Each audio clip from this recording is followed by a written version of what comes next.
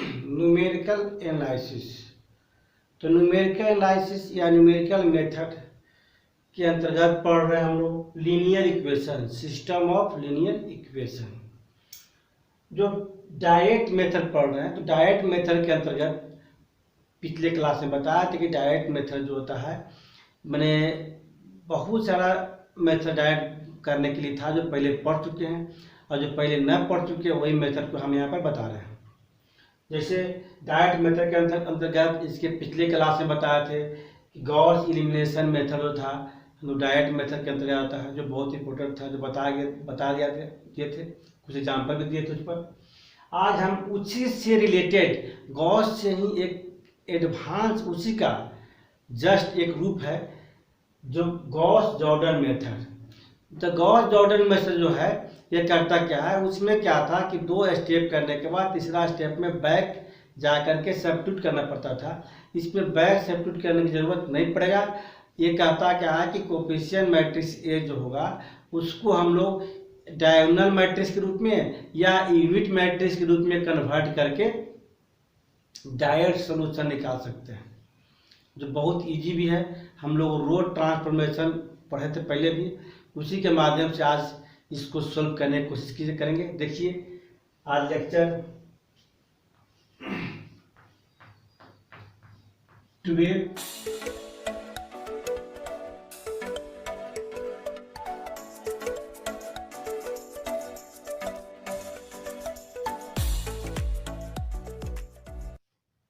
Lecture 12 जो है में पढ़ेंगे गॉस जॉर्डन मेथड, जो गॉस एलिमिनेशन मेथड का ही एक रूप है। जैसे let the system of equation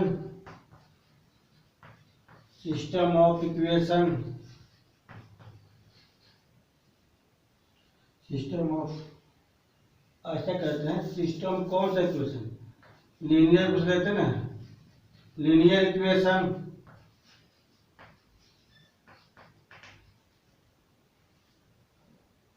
क्या चीज, a1x b1y c1z equal to d1 a2x plus b2y plus c2z equal to d2 a3x plus d3y plus c3z equal to d3। तो we consider then consider the system of equation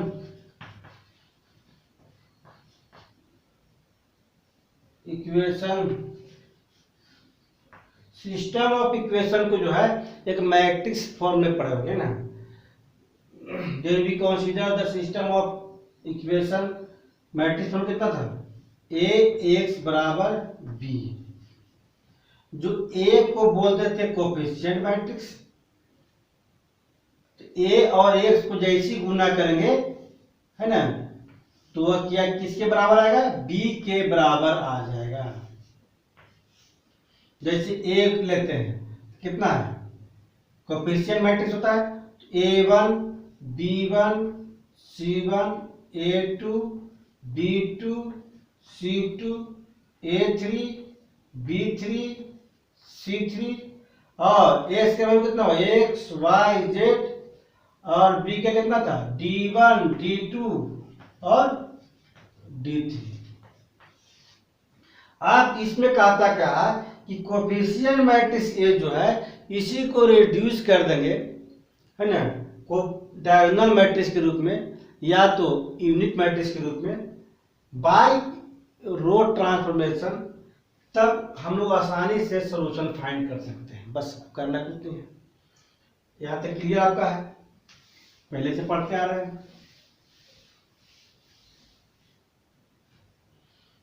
in this method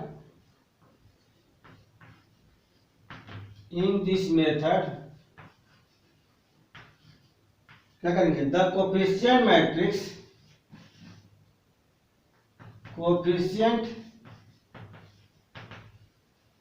matrix तो coefficient matrix क्या है?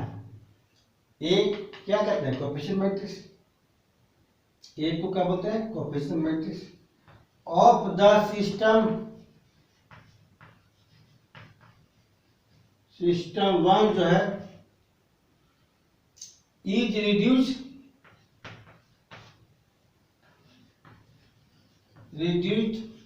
किस form में? To a diagonal matrix diagonal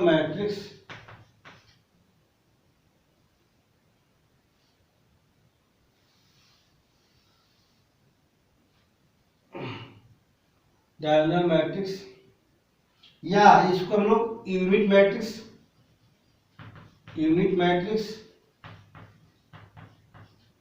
by making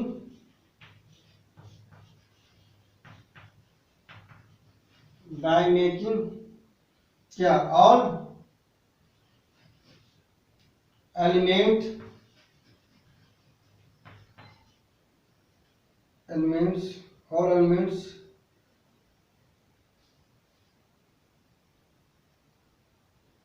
needing diagonal matrix. अब unit matrix पढ़ेंगे, इसका मतलब क्या था कि बना रहे किस रूप से? By making all elements above the, जो ये मतलब क्या है, ये जो सिस्टम दिया हुआ है, above the leading coefficient of A to 0। अभी करके बताते हैं इसको कैसे रूप में आएगा।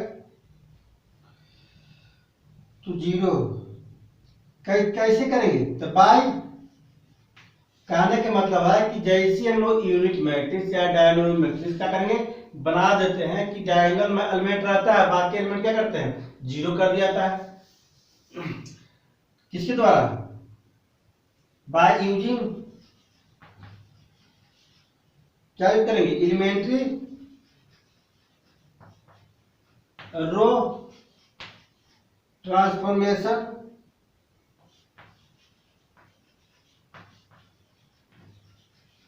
बाय एलिमेंट्री रो ट्रांसफॉर्मेशन को यूज करते हुए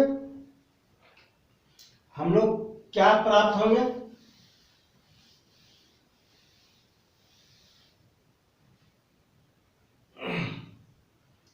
इसको यूज करते हुए दर्ज यूनिट मैट्रिक्स या डायगोनल मैट्रिक्स को लाइन किस में? By using elementary row transformation के माध्यम से। Thus we get the process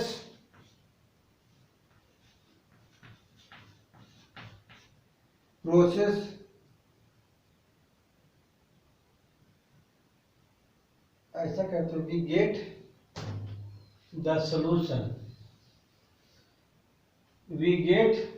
the solution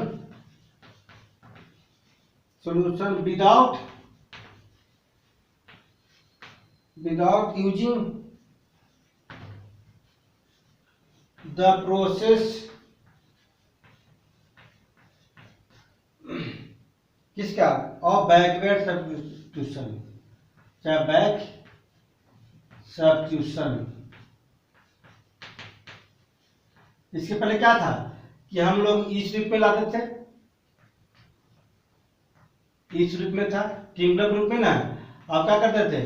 इसका वैल्यू इसमें रखे, इसका वैल्यू इसमें रखे, बैक सब्स्टिट्यूशन करना पड़ता था। लेकिन अगर हम लोग यूनिट मैट्रिक्स या डायगोनल मैट्रिक्स के रूप में ले आते हैं तो हमको बैक सब्स्टिट्यूशन करने की जरूरत नहीं है। हम लोग सोल्यूशन प्राप्त कर देंगे without using the process of back substitution. बिना सब्स्टिट्यूशन करते हुए हम लोग डायरेक्ट सोल्यूशन प्राप्त कर सकते हैं। यही थोड़ा सा एडवांस है गॉस एलिमिनेशन से। तो हम लोग ऐसा कर सकते हैं ना। अब देखिए इसका मतलब क्या था? इसका मतलब समझ लीजिए कि हम लोग के पास जो दिया हुआ था A1, समझ लीजिए वर्किंग रूल कितना दिया हुआ है, A1 B1 C1 A2 B2 C2 A3 B3 C3, और यहाँ कितना दिया हुआ है X Y Z, और यहाँ कितना है D1 D2 D3। तो क्या करेंगे, बाय एलिमेंट्री रो ट्रांसफॉर्मेशन, जैसे हम डायगोनल मैट्रिक्स से यूनिट मैट्रिक्स में लाते हैं, तो यूनिट मैट्रिक्स में क्या लिखा था कि यहाँ फर्स्ट ऑर्डर फर्स्ट कॉलम क्या होना चाहिए, 1 होना चाहिए। अगर देखें कि कोई ऐसा सिंपल इक्वेशन है जिसमें 1 है, चाहे 1 लाना आसान है, तब क्या करेंगे, उसको पहले ऊपर रखेंगे। जिसमें 1, जिसका एस का कोएफिशिएंट 1 हो, चाहे 1 लाना उसमें आसान हो, तो क्या करेंगे, ऊपर कर देंगे। क्योंकि यहाँ 1 फर्स्ट रो फर्स्ट कॉलम क्या होना चाहिए, 1 होना चाहिए, तब आपको इन्वेंट्री रो ट्रांसफर करने में ज्यादा सुविधा होगा, जैसे सुविधा के लिए करते हैं। तो वी पहला काम करेंगे, we reduce to a diagonal matrix,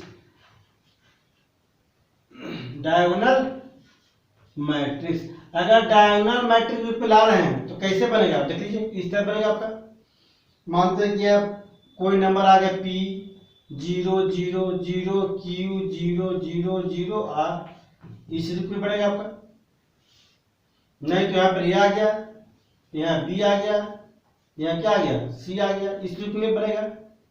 यहाँ क्या रहेगा X Y Z, इसको भी सोल्व करेंगे तो क्या होगा, कुछ न कुछ आएगा वैल्यू।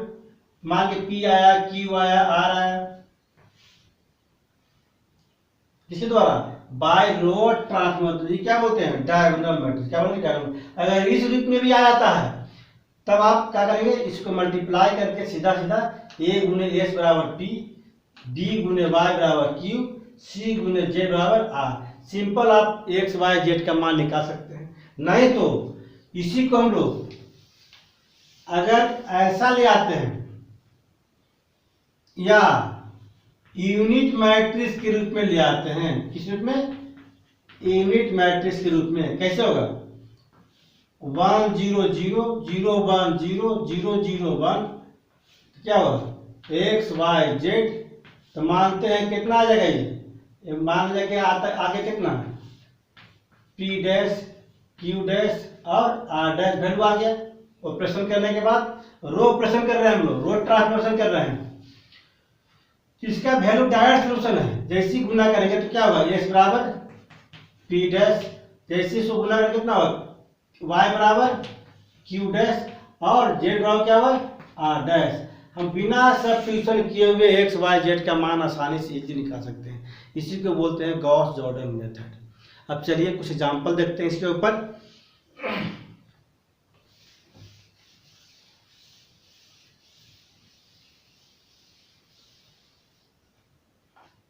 एग्जांपल देख लीजिए।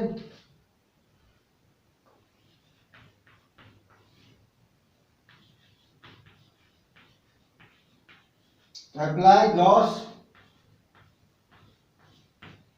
जॉर्डन मेथड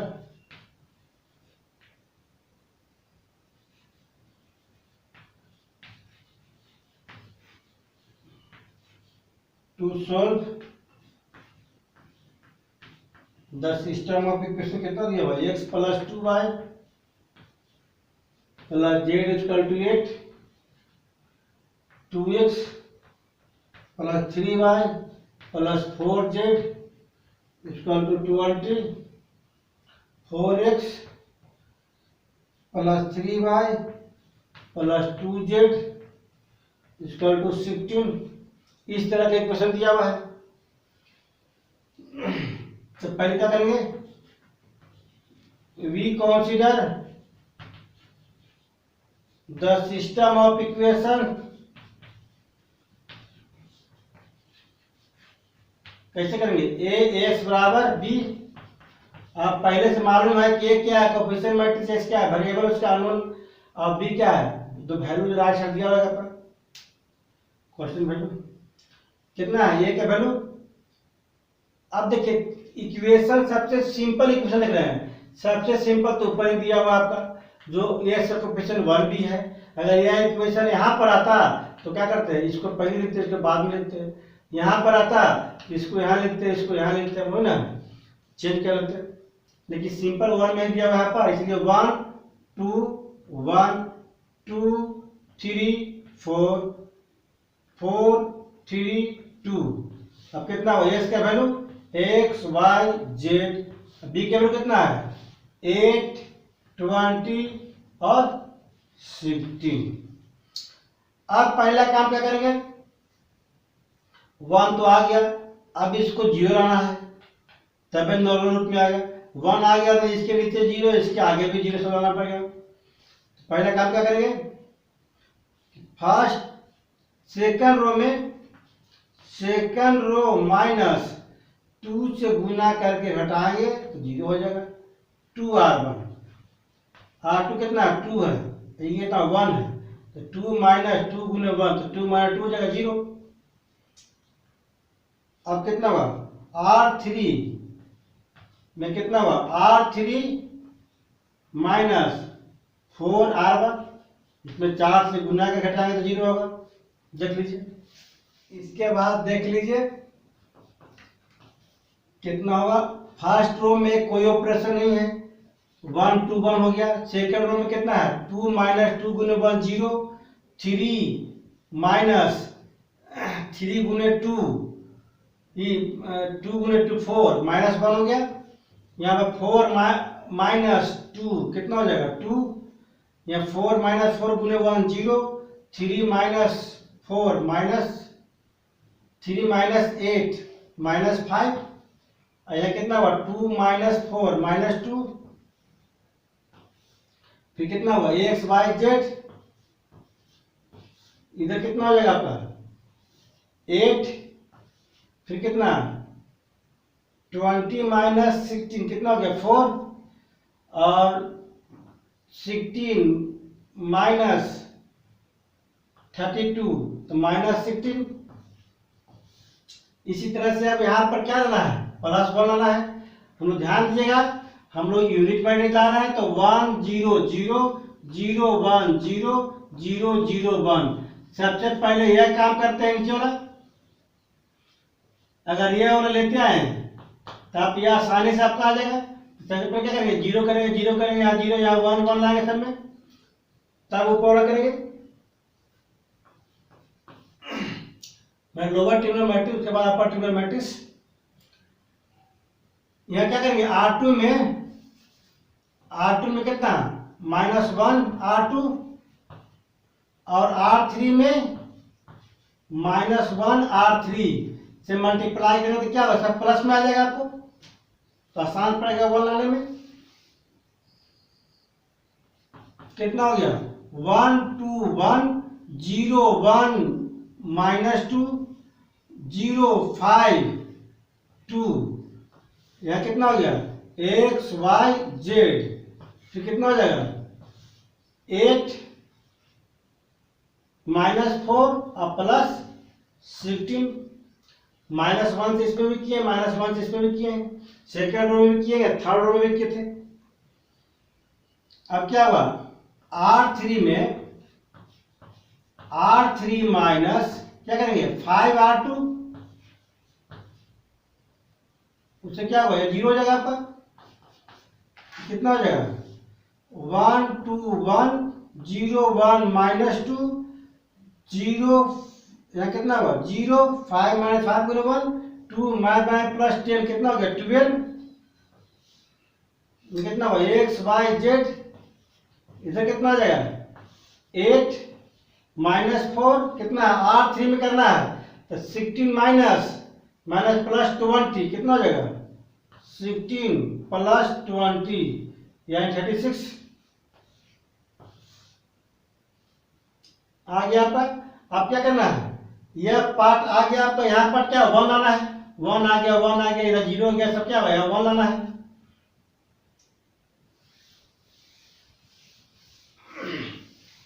तो हम 1 आ जाएंगे 12 से डिवाइड कर देंगे तो क्या लिखेंगे R3 में 1/12 R3 कितना हो गया 1 2 1 0 1 -2 0 0 1 फिर कितना हो गया x y z equal to कितना 8 -4 है कितना हो गया 3 12 से डिवाइड करेंगे इसमें। अब चलिए यहां 0 लाना है तब क्या करेंगे पहले यहां 0 ले आते हैं R2 में कितना हुआ R2 प्लस 2R1 और 2R3 मैंने R3 में 2 से गुना करके इसमें जोड़ दिया जाए तो क्या होगा 0 हो जाएगा आपका। तो कितना हो गया 1 2 1 0 1 1 प्लस 2 गुने 0 1 होगा -2 प्लस 2 गुने 1 0 हो जाएगा यहाँ पर 0 0 1 x y z कितना आ गया 8 या कितना हो गया 2 से गुना करके जोड़ना है -4 प्लस 6 -4 प्लस कितना 2 गुने 3 6 कितना हो गया 2 बचेगा यहाँ पर। अब चलिए क्या करना है यहाँ 0 लाना है तब क्या करेंगे घटा देंगे तो ऑटोमेटिक 0 आ जाएगा यहाँ पर। R3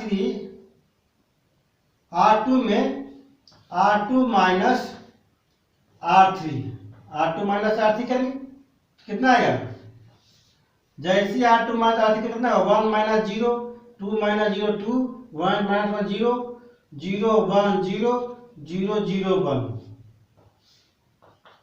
कितना हुआ x y z। अब कितना बचा आपका इधर R2 माइनस R3 में सॉरी गलती यहाँ पर R1 में लेंगे R1 माइनस R3 किया गया है तो 1 माइनस 0 2 माइनस 0 1 माइनस 1 कितना हुआ R1 माइनस 8 माइनस 3 कितना हो गया 5 2 3। अब एक और ऑपरेशन बच गया यहाँ पर क्या लाना है 0 लाना है तब आसानी से ला सकते हैं कितना हो गया R1 में R1 माइनस 2R2 2 से गुना करके हटा देगा 0 हो जाएगा कितना हो गया 1 2 माइनस 2 गुने 1 0 0 0 1 0 0 0 1 ये कितना हो गया x y z।